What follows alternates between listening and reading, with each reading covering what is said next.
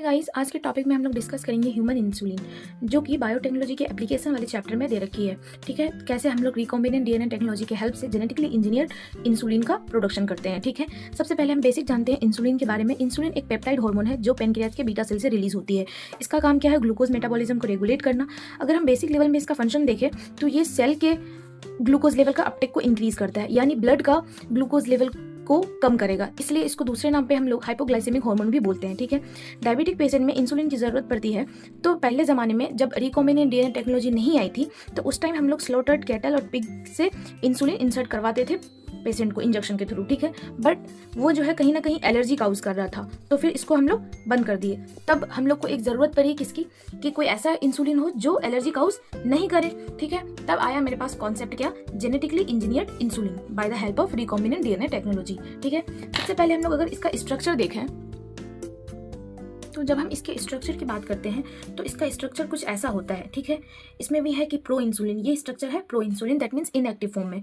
Total इसमें 3 चैन होंगे, एक ए चैन, एक बी चैन और एक सी चैन। ठीक है, अब जो ये लॉन्ग चैन दिख रहा है ये सी चैन है। जैसे इसका मैचुरेशन होगा तो ये सी चैन रिमूव हो जाता है। ठीक है, इस स्ट्रक्चर में आपको नजर आ रहा होगा कि 3 डाइसल्फाइड बॉन्ड है। ठीक है, जिसमें से एक इंट्रामोलिकुलर है, सॉरी इंट्रा चैन, और 2 इंटर चैन। ठीक है, ये भी कभी कभी पूछा जा सकता है। ओके, अब इस इंसुलिन जो ये प्रो इंसुलिन है इसका होगा मैचुरेशन। ठीक है, जब मैचुरेशन होता है तो हम लोग क्या करते हैं कि ये जो सिर्फ 2 चैन है, दैट मीन्स ये जो ए चैन एंड बी चैन, यही होता है सिर्फ मेच्योर फॉर्म ऑफ इंसुलिन में, जो कि 2 डाइसल्फाइड बॉन्ड से अटैच होता है। यहाँ तक क्लियर? और एक ए चैन में एक इंटर चैन था ये।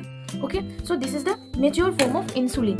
अब यही काम है हमको कि रिकॉम्बिनेंट डीएनए टेक्नोलॉजी के हेल्प से हमको इसी का प्रोडक्शन करवाना है। We are looking production of Humulin. ठीक है, अब ये ह्यूमन इंसुलिन का हम लोग को प्रोडक्शन करना है। अकॉर्डिंग टू एनसीईआरटी लिखती है कि 1983 में एक अमेरिकन कंपनी थी जिसका नाम था Eli Lilly. Okay, an American company जो सबसे पहला रिकॉम्बिनेंट इंसुलिन बनाया। So in 1983 there was a company, American company, ठीक है, जिन्होंने सबसे पहला रिकॉम्बिनेंट इंसुलिन को मैन्युफैक्चर किया। अब हम लोग देखते हैं कि इंसुलिन को जब वो मैन्युफैक्चर किया तो इसमें कुछ और, जैसे वो कैसे किया इस इवेंट को देखते हैं, यानी सीक्वेंस ऑफ इवेंट को। ठीक है, for manufacturing of recombinant insulin. Okay, तो इसके लिए जो उन्होंने होस्ट यूज किया था ई कोलाई बैक्टीरिया को। ओके, वो भी देखते हैं हम लोग। अब हम लोग इस सीक्वेंस को समझते हैं। ठीक है, सबसे पहले जो कंपनी थी उन्होंने क्या किया कि इंसुलिन में मेच्योर फॉर्म ऑफ इंसुलिन में क्या क्या मिलता है, सिर्फ ए चैन और बी चैन। ठीक है, उन्होंने ए चैन और बी चैन को अलग अलग सेपरेटली प्रोड्यूस किया बाय द डीएनए सीक्वेंस। ठीक है, उन्होंने एक डीएनए सीक्वेंस किया ए चैन के लिए, दूसरा डीएनए इसके कॉरस्पॉन्डिंग में सीक्वेंस किया। ठीक है, फिर इसको रिकॉम्बिनेंट डीएनए टेक्नोलॉजी की हेल्प से plasmid as a vector use किया, फिर होस्ट ई कोलाई, और फिर हमको मिल गया क्या, चैन ए। ओके, अब इसी तरह से इसका भी सीक्वेंस रिपीट हुआ कि बी चैन को पहले सीक्वेंसिंग किया गया as a host, as a vector हमने प्लाज्मिड लिया, as a host E coli, and then हमको मिल गया चैन बी। ओके, अब इस चैन ए चैन बी जब इसको प्रोड्यूस किया गया सेपरेटेडली तो इस दोनों को फिर हम लोग आर्टिफिशियली डाइसल्फाइड बॉन्ड से जोड़ दिए। ओके, तब हमको मिल गया क्या, ह्यूमन इंसुलिन। ओके, तो हम लोग क्या किए कि सीक्वेंस ऑफ इवेंट में हम लोग क्या देखे कि कैसे किए, सबसे पहले चैन ए बनाए अलग से, फिर चैन बी, फिर दोनों को बाद में डाइसल्फाइड बॉन्ड से जोड़ दिए। ओके, तो हम लोग इसको यहाँ पे लिख दिए कि chain A and chain B produce separately, and फिर इसको एक्सट्रैक्ट करवाए, फिर दोबारा से कंबाइन करवाए किससे, डाइसल्फाइड बॉन्ड को क्रिएट करा के। ओके, तो इस तरह से हमको ह्यूमन इंसुलिन मिला, जिसको हम लोग ह्यूमिलिन बोलते हैं। ठीक है, यही है रिकॉम्बिनेंट ह्यूमन इंसुलिन। ओके, अब जो है कुछ एक इंपॉर्टेंट पॉइंट है जो एनसीईआरटी लिखती है कि प्रोडक्शन ऑफ इंसुलिन में सबसे ज्यादा मेन चैलेंज जो आया था उस कंपनी को, वो आया था कि कैसे हम लोग मेच्योर फॉर्म ऑफ इंसुलिन बनाए। ठीक है, ये मेन चैलेंज था।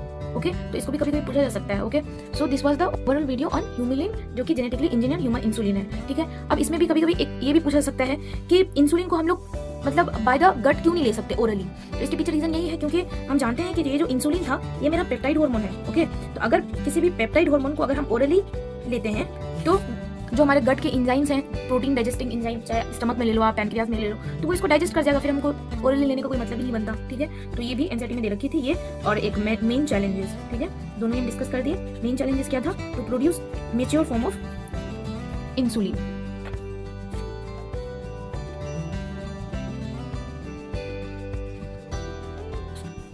Okay, this was overall video on human insulin. Thank you.